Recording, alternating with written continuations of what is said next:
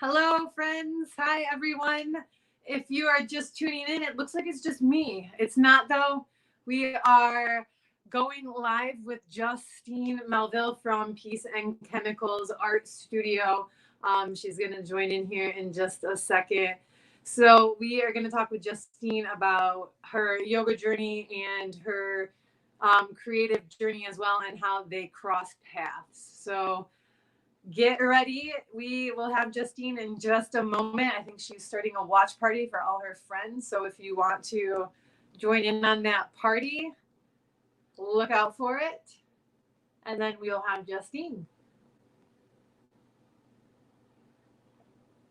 So we didn't do one last week. If you were wondering, we just kind of wanted to let things simmer still, and let the one that we did the other week get a little more traction too. We talked with Sterling last week. Sorry, I'm messing with my hair here. We talked with Sterling last week or the week before, and we wanted to give that just a little bit more traction.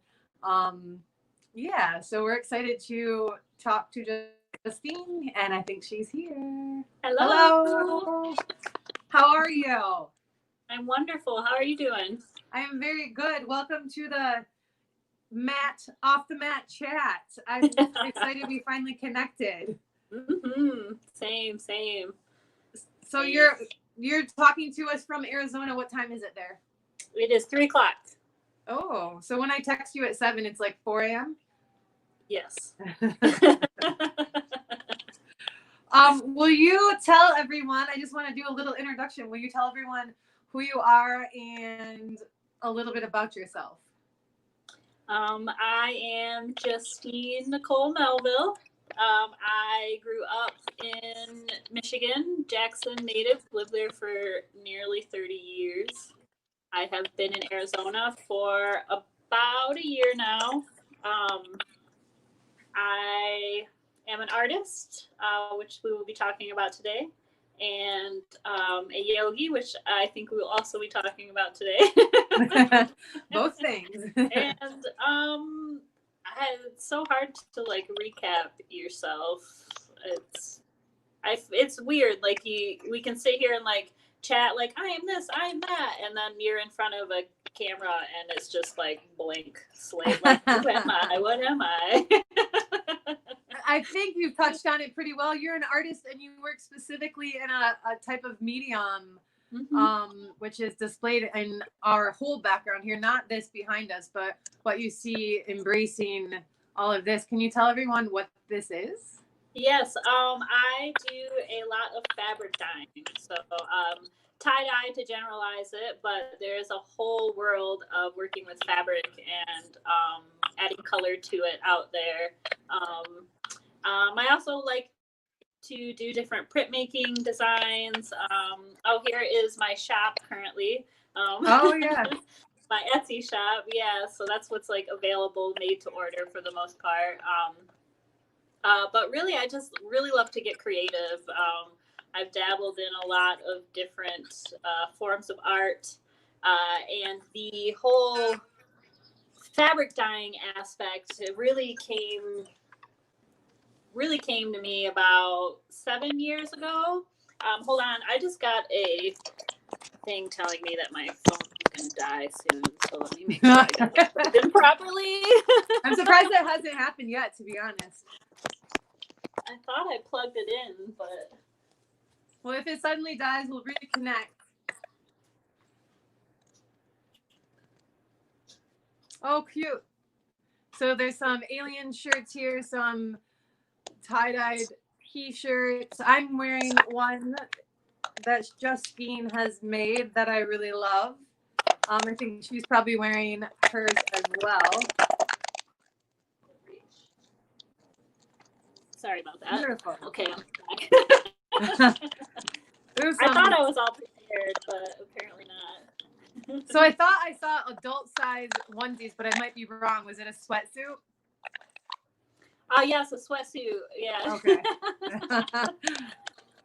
The yin yang is a really popular design. Oh, I love it. So I've been kind of rolling with it and did the sweatsuit recently. So classic Hanes. Nice. So So one of the questions that I wanted to ask is, so tell me a little bit about the studio. How long have you been? You said 7 years. When did you start your studio? I call it your studio, but it's sort of like a virtual studio. Or when did you start getting into the fabric sales? Like you've done the design, you said, for 7 years. When did you start doing your products for sale? And I think they had a different name. Can you tell us what the name started was? And the idea behind Peace and Chemicals, the name in that too. That's a handful of questions, but Hi, Flo. you say hi. When I first started doing all of this, it kind of came from a collaboration with like screen printing and doing tie-dye with that. I remember it was for a Jackson folk show called Folk Galore or something like that. I remember that, yeah. And there's so much. Like, trying to decide what to pinpoint sometimes can be a little difficult. But so it all kind of started with that, and just kind of realized like tie-dye is fun, and kept getting like clothes from thrift shops and really experimenting and learning like what it is that you can actually dye and what actually works dye and the different chemicals and everything. So it kind of started there, and after people, because I would share it on Facebook and through friends and stuff, and people wanted shirts, I eventually tagged on my name with threads, so I would use my initials JNM threads. Oh, that's right. Yeah. Okay. Yeah, they'll remember that. I was trying to think of what it was before it. Andrew, if you can hear this, can you please come get Flo? She's throwing yoga books at me. Just ask her to come downstairs. Look, there's your dad. Will you go get him? Flo just wants to be a part of it. I think she does too. Can you go get your dad? He's downstairs. Yes, there you go. All right, she's coming downstairs. You have my full attention. In 5, 4. It's not working, Andrew. Okay, so you said he's gonna come get her. So you were talking. I'm so sorry. You said it started off as J and Melville threads, and then did you say about Peace and Chemicals how you got that name or where that came from? That came about 3 or so years ago. I've been thinking about really wanting to like detach my name from it for a while because I love to do collaborations. And I thought that taking my name out of the name of the studio or name of like my creative work would allow for more room for collaborations and just put it into a bigger idea, something more expansive than just myself, because I feel like art really connects me to more than just myself. So the idea of Peace and Chemicals came, I love music. So I kept thinking, how can I tie this in? Like, I want to use a lyric or something. And this M83 song kept coming to mind. The song is Run Into Flowers, and the only lyrics that are on it are, give me peace and chemicals, I want to run into flowers. And the peace and chemicals just like stuck out for me for so long. I thought about getting it tattooed on myself and just a lot of things that it just kind of like clicked. And I thought deeper into the name and like what I want to really stand for as an artist, like with collaborations, with my work. And it's really just like connection in general, and that's kind of tying it into like peace and the chemicals, because like everything is a chemical. It's not necessarily just thank you. It's not necessarily just the chemicals that I work with, but that there's like peace with all of it coming together. So that's kind of like a general idea of where the name came from, and a little bit about my mission, I guess.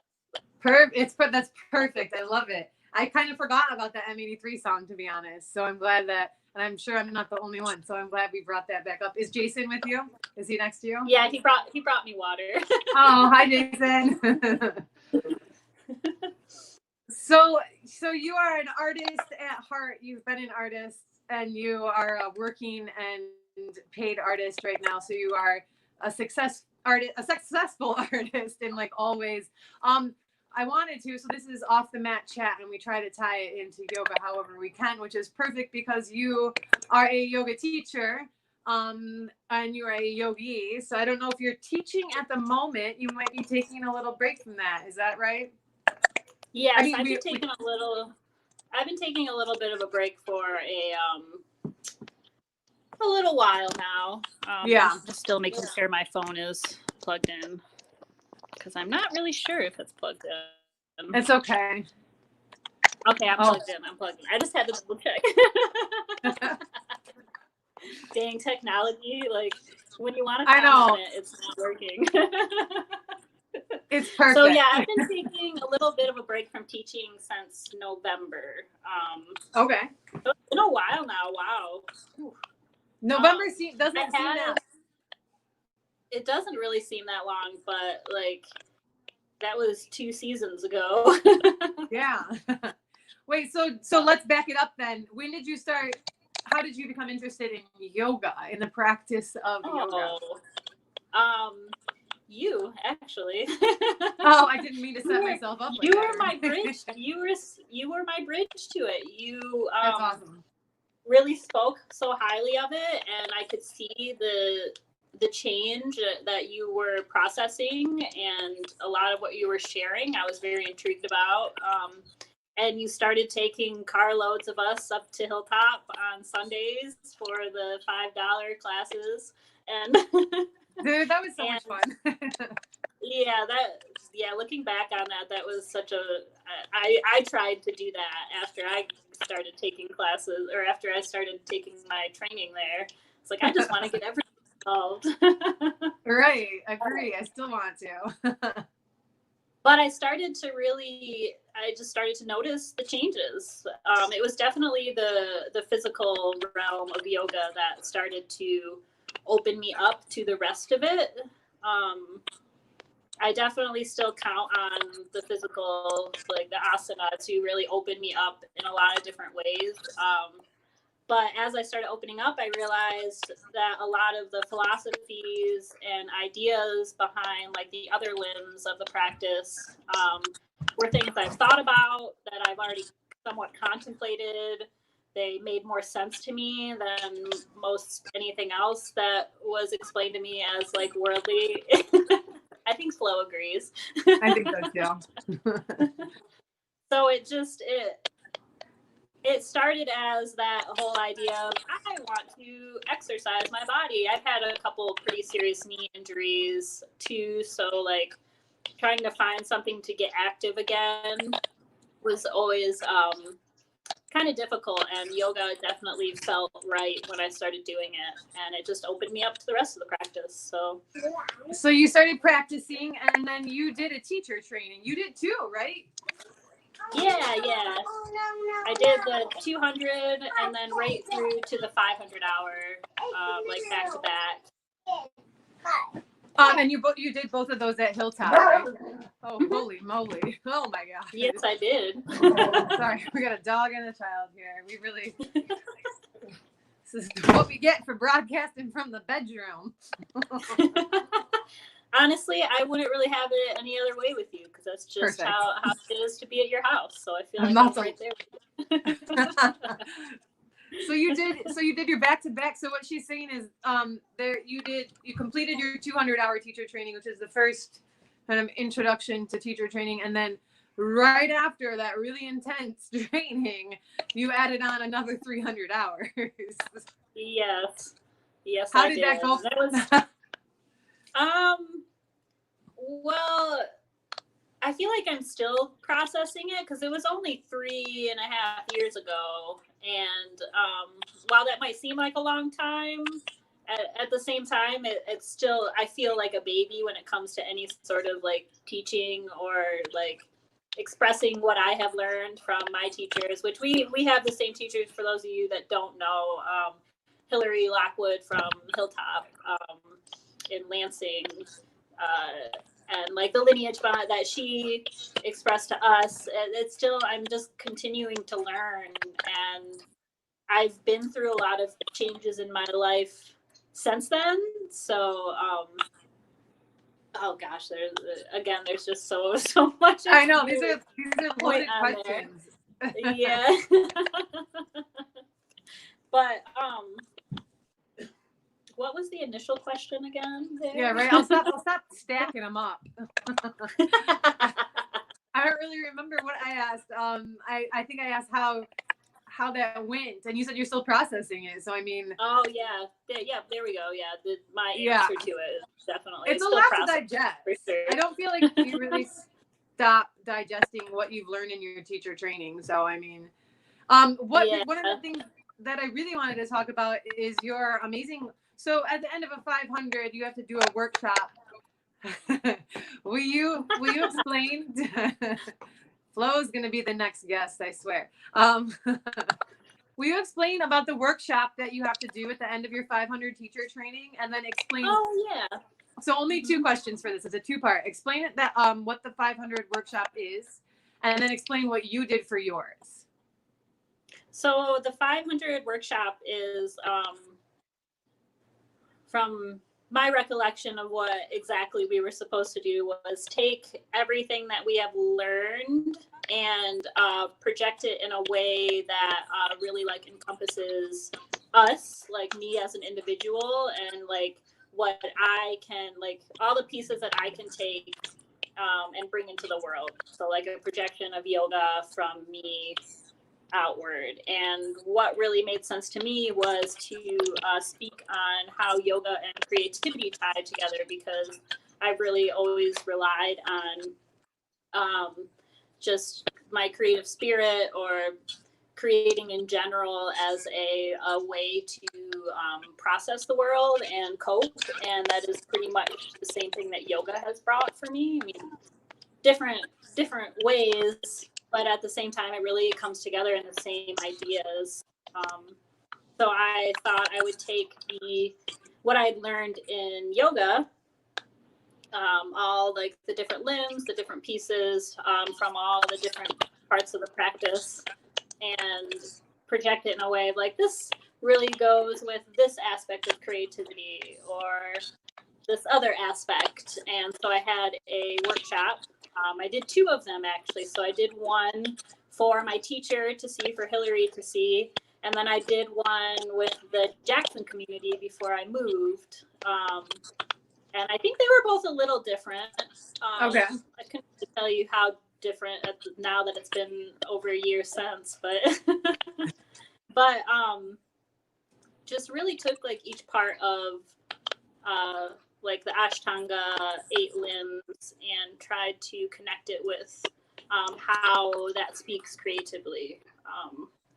So like, for example, asana, which seems to be one of the more well-known pieces, that working creatively with asana can really, the physical practice can really open you up to just like exciting new movements. It can kind of, the more you are creative in your physical aspect, the more it kind of just like oozes into the rest of your life or something else that you're doing.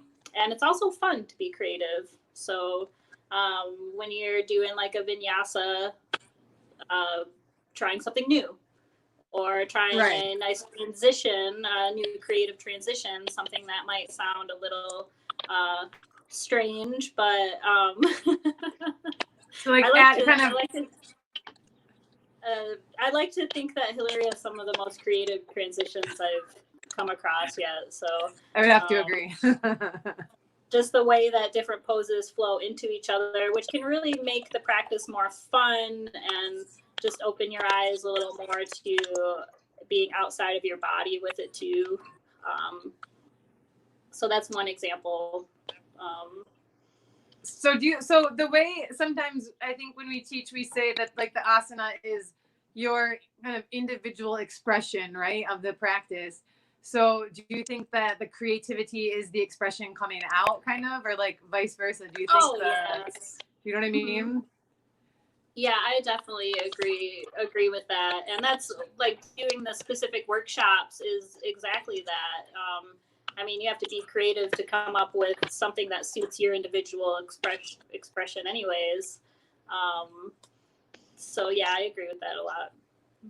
And so I wanted to ask how in other ways too. So the different limbs, maybe we speak on the yamas and the niyamas. How can that tie into creativity? Have you looked into that? This is not on the list of questions I sent you. I've definitely looked into that. So like saying like how we walk in the world. I mean, it's like how we view ourselves, how we work with ourselves to be better, and how we project ourselves to be better, more kind, more loving. That's how I see what the yamas and niyamas are. And of course, there's the different aspects of them in there. But it is a creative process because a lot of people, I think, are a little confused on like the definition of creativity, and creativity isn't necessarily just like I'm painting or fabric dyeing or creating this amazing work of art. Creativity is also problem solving and learning how to walk in the world. So you can really use problem solving in so many different ways when it comes to understanding like just any of those pieces, any of those little pieces. So right. Turning the word creativity into problem solving really opens up a whole different avenue of how to be creative in your daily life. So I like that. I don't think I've thought of it that way. It does take it takes me out of the watercolor thought, or out of the, the acrylic or oil, into a more applicable, because I'm not exactly a painter, but it's more applicable to me if I can think of it in that way, as problem solving. Yeah. So when you're in a creative space, do you have what you would call, and you can call it whatever you want, I'm going to call it a Zen space. Do you get in that creative artistic space where it feels like, and I'm not putting words in your mouth, where do you get in the zone where you feel like it might turn into a meditation? Mama. Yeah, oh, totally. Especially with specific pieces. It really helps me focus. I have a very, I can multitask.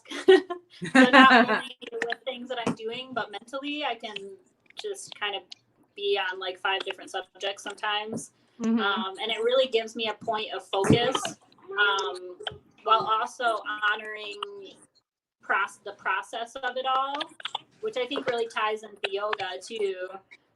There's the specific pieces that I need to focus on, because there's the steps to, let's say, doing my fabric dyeing. Wait, can you repeat that last piece? I'm sorry. I'm going to pause you. I need both of you guys to go out. This is... Oh, I'm muted. Both of you. If I'm not muted and I'm swearing on Facebook, I'm so sorry. George, take her out, please. I need you guys both to go out right now. I'm in the middle of something really important and I can't listen to Justine. And it's really hard for me. Now I'm sweating. I was just gonna... Hi, Mama. Here.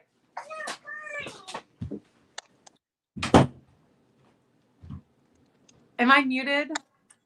I don't think I am. No, you're not, but that's okay. Okay. So you said you can I might have to make you repeat that. I'm so sorry. No worries.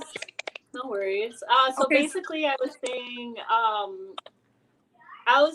that it definitely brings me into a point of focus, which can mm-hmm. be a way of meditation for sure. My art is there's pieces that need to be very technical, as in like, cause it's kind of like a science project where there's mm-hmm. chemical processes happening. So there's technicalities in specific processes, but in other parts I can be very like abstract with it.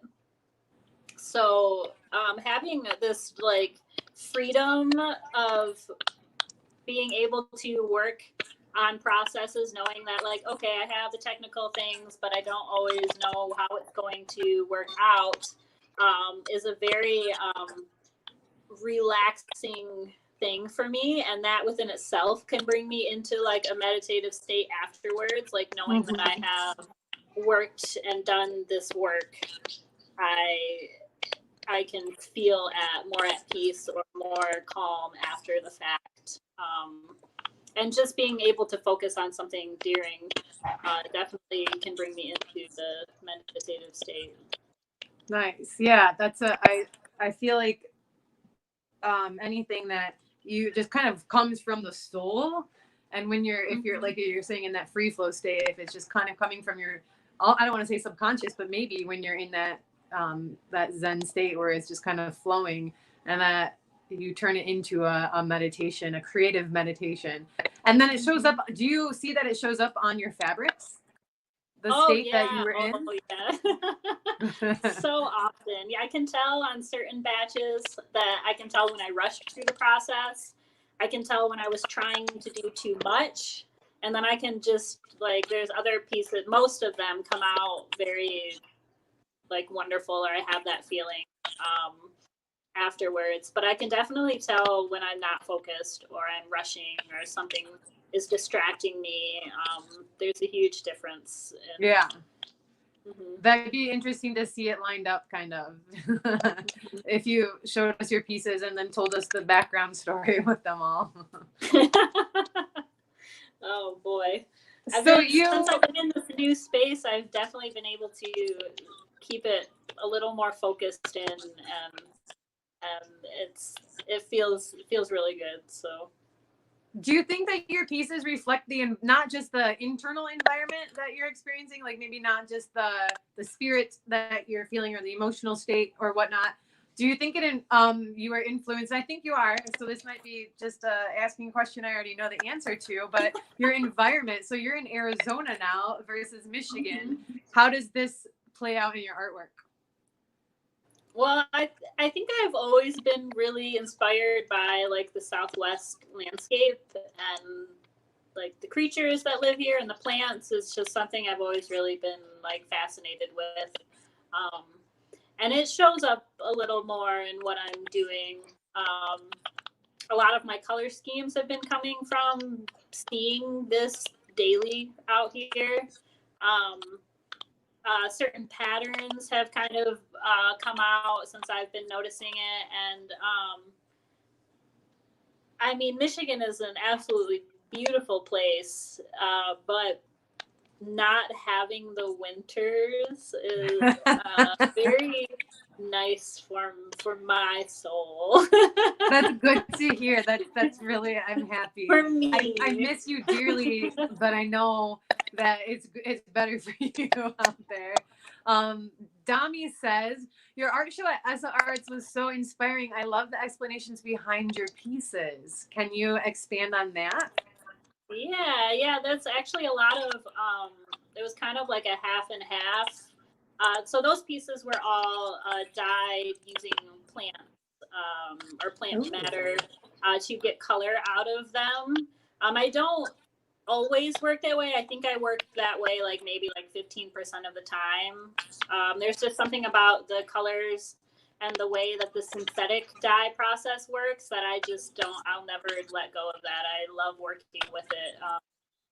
But with that specific show at Essa Arts, I had been experimenting for years with plant dyeing and just obtained so much like yarn and certain like textures of fabric and such with all of these different very earthy colors that I decided to turn it into a collection of pieces. I actually have one up on my wall back behind me and one over. I've got two pieces I can show you here. You can show us.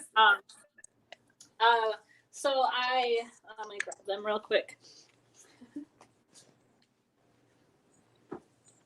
Dami, thanks for that question. That's a really good conversation starter. Help bring the focus in on yeah, sorry, we have things coming. Conversation. Jeez. So it was kind of a mix between, it was all nature inspired too. So I got the color from plants, and it was all inspired by like landscapes and nature. And another outlet of like creativity or art that I do is take photographs. So, and that's very much fueled by landscapes. So like this right here was a Southwest piece. Can you see it okay in this? Yeah, that's beautiful. But this was inspired by the Alabama hills in California, and like the Sierra Nevadas in California. So each of these different colors came from a different plant, and this is of course a weaving, so a different type of fiber art, but the dyeing is in the process as well. All from plants. And then this other piece that I have, I don't know if I'll be able to get this one fully in the frame. It's a piece of raw silk that was dyed a couple times, and then I added this macrame bottom. It was kind of like a prototype of a sort of like dress or something that could someday come out of my work. Right. That whole thing was full of experiments, basically. Those are amazing. I'm really glad you showed us those. I don't think I've seen those before. That silk one is very unique. Yeah, and I mean, again, they were dyed, like this was dyed twice. To get this green, it started out, I dyed it with something that gave me yellow, and then I over dyed it with something that was blue to turn green. So there's a lot of color theory that comes behind really working with, especially the plant dyes, or if I'm mixing the synthetic dyes. But it's, I mean, like almost everything I do feels like an experimentation, even if I know what I'm doing or I like have done it a few times, because it doesn't matter how many times I try to recreate a piece, it's going to turn out different. That's just the nature of fabric dyeing. Right. So another thing that I love about working with it. It is. Can I relate that to yoga? Can I say that? Yeah. Does that feel like your practice when you, speaking specifically maybe asana and meditation, when you step on the mat, even though you're familiar with it, it doesn't always walk that same line, right? Oh no, yeah. It depends on the day. It depends on how I'm feeling mentally, how I'm feeling physically, what's going on in my life, I mean, even to take it out of like the meditation or the asana, I could, like the idea of repeating patterns in life, I could walk through the same thing multiple times and deal with it the same way until it gets triggered to do something different. Or, I mean, we can be presented with the same issue, and how do we go about dealing with it, you know? There's definitely a lot of ways that you can look at that. Right. Different. Different with the moods, different with I like that. I feel like maybe if you do ever get, like you said, you keep repeating the same patterns, or we keep kind of coming up against the same thing, which is what you could experience in your work as an artist, and maybe you aren't looking for that outcome, so you are forced almost to find a different alternative route or a new creative way to create. So problem solving, yeah. Problem solving. Andrew has a question for Justine. All right, can you hear me? Yeah. All right. If you could only choose one of your passions, yoga, photography, or fabric work, for the rest of your life, you could only practice one more, what would it be?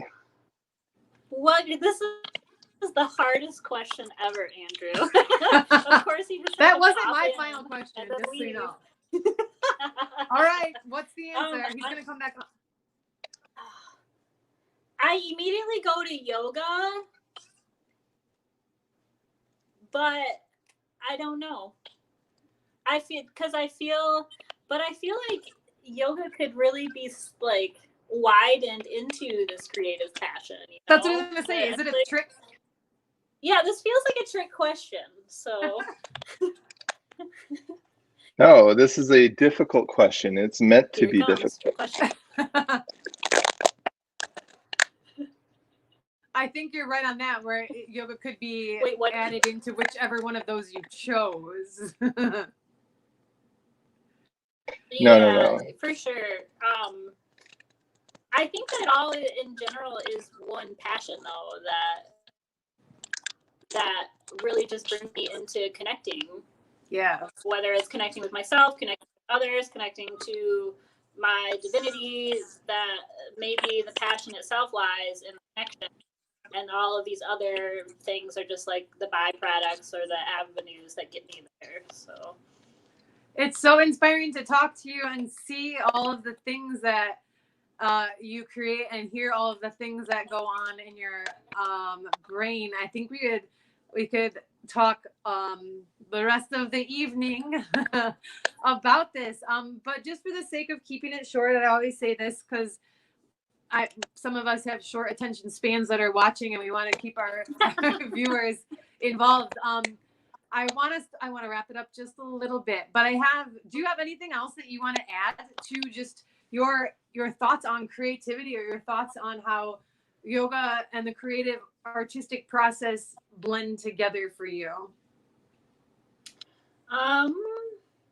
Or anything. Practice. It's all about practice.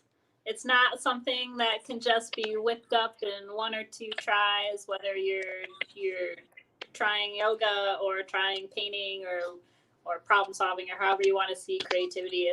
It's really about putting in the work, putting in the practice. And practice it includes a whole realm. So that's the best. That's such a good answer. So I do have one last question, and it's not hard like Andrew's. Well, maybe it will be.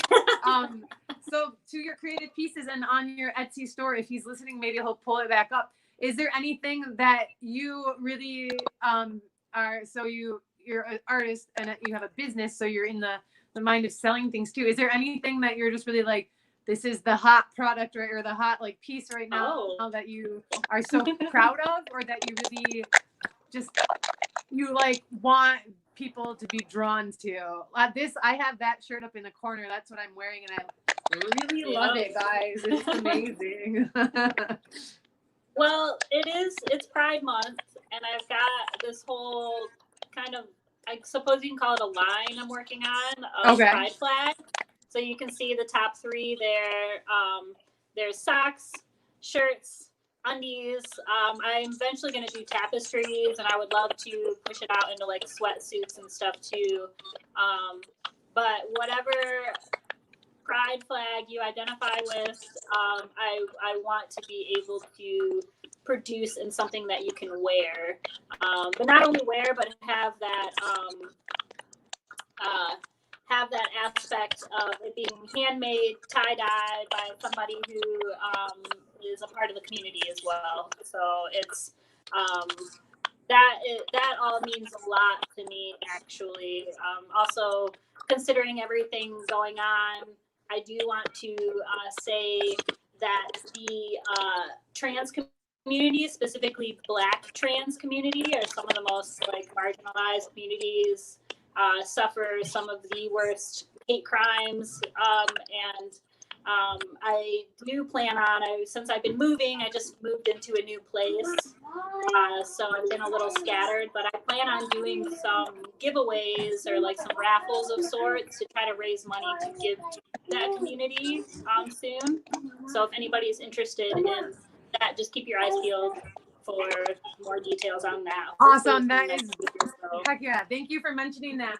And not to continue too much, but it's super important to keep that thought and that like activism and all of that stuff going. And I know you agree and believe in that as well. So thank you for bringing that up. I appreciate the activism that you've been doing and the voice that you have been kind of putting out there on social media and everything, because it's easy to let things just return to normal. And I don't think normal was, and I think you'll agree, normal wasn't the best place to be. So it sure wasn't. Well, I look forward to bringing or to seeing what you create with that. And maybe we can post something on here in the future about that work that you do. So did you specify an organization that you were going to donate to? I've got a few in mind. There's one that I'm focusing in on is the Okra Project. It's based out of New York, but they try to work as internationally or as much around the country as possible. But they provide food and cooking classes and like nourishment classes and stuff for the Black trans community. Trans in general, but they like focus in a lot on that, on the Black community.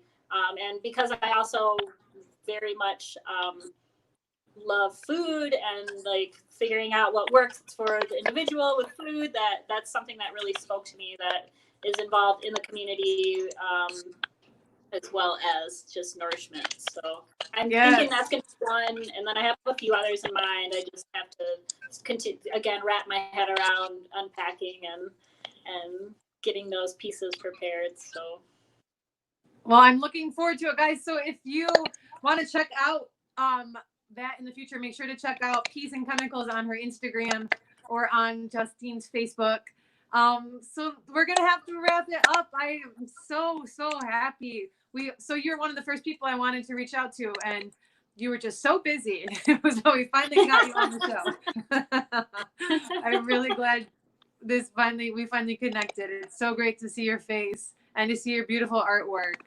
So thank you for all that you do, and thank you for coming on to the show. Thank you. I will see you soon. Everyone have a great day. Yes. Thank you. If you have any questions, check out her Facebook and her Instagram. So we will see you again next